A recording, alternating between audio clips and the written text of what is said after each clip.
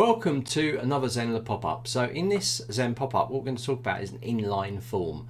So I just want to show you how to edit the normal form and actually make it inline. So it looks a lot neater and it takes up less room and it's responsive as well. We're not going to go into the form settings and all the things you can do like redirects or putting people into a funnel or email list. I'll touch on it, but I'm not going to go into detail on that. I'll save that for another Zen pop-up. So let's just show you how to do an inline form really easy. There's a few key points you need to watch out for. So let's jump into it and I'll just show you. So here we've got a site here. This is our Zen pop-up site. So we're actually going to create an inline form to go into this page. So I'm going to go down to the admin settings here, and I always like to test on a template page. So I'm going to quickly set a template page up. Now why you should work from a template page is because it means you're not working on the live site. So if you actually got students in there, you're not going to disrupt them at all whilst you're working. I like to, you're going to see I've already got one down here. I'm going to set a new one up just to show you how I do it. But you'll see that I always use that and I always make sure it's unpublished. So I can just test things out, make sure they work before I add them into the site. The last thing you want to do is work on a live site and have something that you've created not work, especially a form. So really get into the habit of creating a template page which can remain unpublished, where you can try out all your ideas and designs and those sort of things. Then if you're on the Pro and Premium, you can save those blocks and then you can just drag them into any page you like with ease. So let's create a new one. I'll just show you how to create a template page. Add a page. It's going to open this up. I'm going to call it template. I call it template 2 because I've already got template. I'm going to copy this and I'm going to paste it in here. Now I've selected blank page and I'm not going to publish it. So that way no one will see it apart from me being admin. So let's click add page. So what this will do, this will add the page and this will also open the page up in an editor so we can add our form to test this out. So here we go, we're just opening up now and I'm going to create the form really quickly, and a few key things I need you to know when we're doing this. Now by default a blank page has an empty block in it. Okay, so if you're working on this page, you've got a template page and you want to create a new empty block to start with, you just go down to blocks, empty block, and you can drag a new one in there. There you can see I've got 2 in there. So if you need to create one yourself, really easy. I'm going to delete that out for this. So you can also see at the top and the bottom I've got this grey area that appears that says 100 pixels. If you go in this, you'll click with your left mouse button, you can make this area bigger or smaller. Okay, this just gives you a bit of room around your block if you need it. Now I need it quite thin, so I'm actually going to put it really thin here.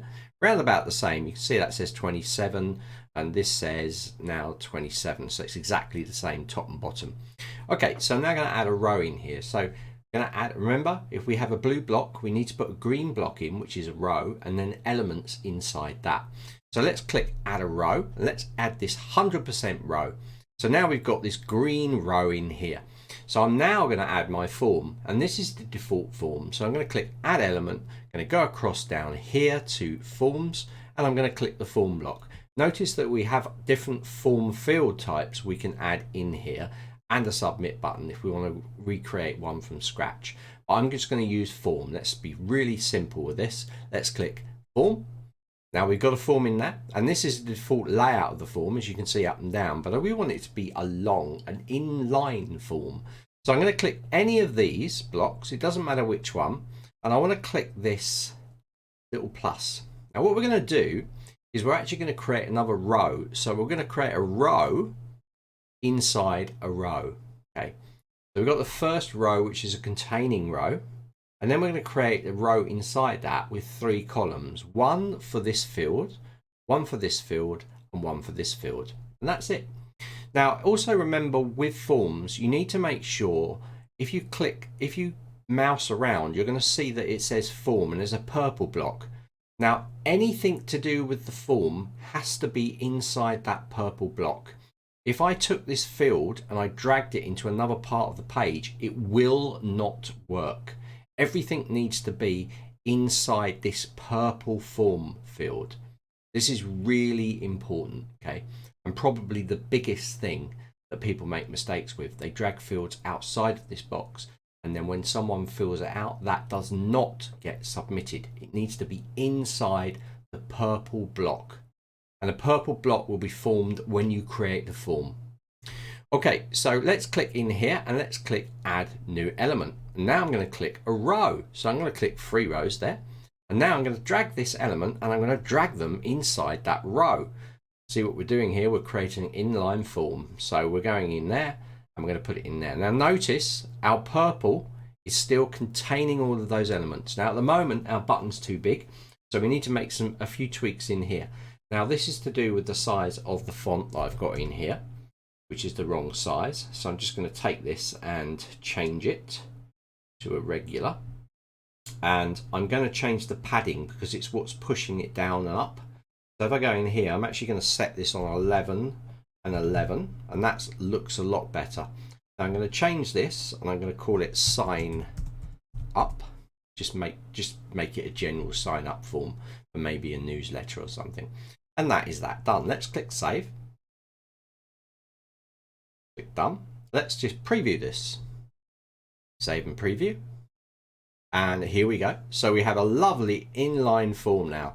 Now, let's have a look at some of the settings in here. I'm just going to touch on this. I'm not going to go into great detail because I'm going to save that for other Zen pop-ups. But let's click in this little gear icon.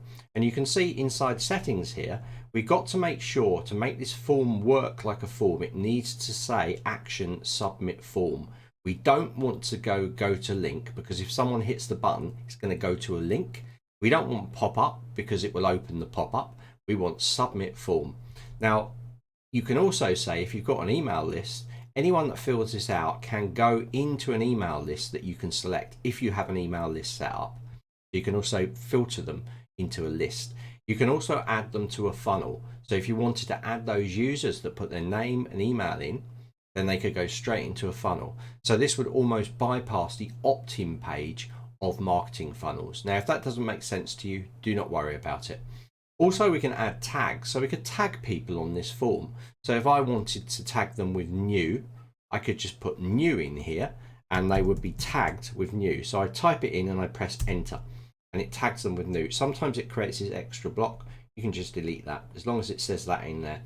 And you can add multiple tags in there if you wanted to. So I'm going to get rid of that. The last one is post submit action. So this is what happens once someone presses the button. Now, I personally always create a thank you page. So I create another page saying, thank you, you have been registered or something. And then you can redirect them to there. So after they press the button, they'll go to the link of that new page that you've created. So if you want to, but by default, this form will work as it is, as long as it says action submit form. So let's just click save to that. We know it all works. And now we want to put this into a page. So make sure that you've tested this, make sure it works. And then we're going to, so to test it, you just need to put your name in there, an email address, and then you need to check under people in your site and just make sure that they've been added as leads there, which is what they'll come in as. So test it thoroughly, always test. So we're happy with this, we know it works. I'm now going to save this to put it into a page. So I'm going to click in here and I'm going to go save. And I'm going to call this inline form. And remember, I can use this in different places in my site. So I can reuse this form once I've got it set up once. So I'm going to click save, and now it's done. So once that saves out and it's finished, I'm going to close that page, and we're going to go down, I'm going to open up. Remember, this template page is unpublished, so we can go back in here and we can try different ideas as well.